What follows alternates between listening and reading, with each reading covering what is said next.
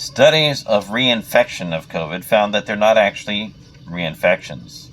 They're actually reactivations of the virus. Like fibromyalgia, the virus reactivates in people.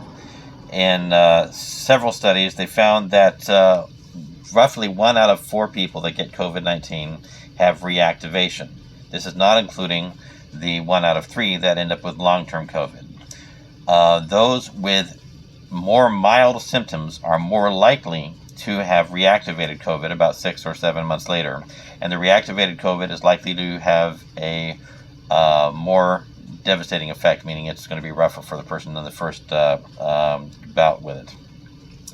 I don't know what else to say about this. There's a number of articles about it spanning since 2020 all the way up until last month, but the studies have been separate, and now that people are putting the information together, we know more about it.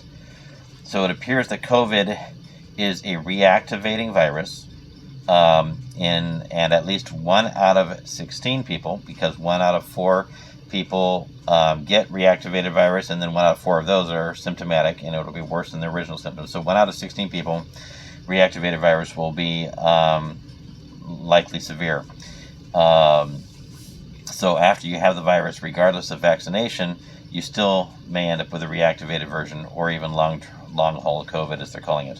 They don't know whether long-haul COVID is also reactivated virus, or whether long-haul COVID is just continuing regular and just an anomaly, yet that happens in 1 out of 3 COVID patients. That hasn't been figured out yet, and they're still studying it. So there's a whole new aspect to this virus.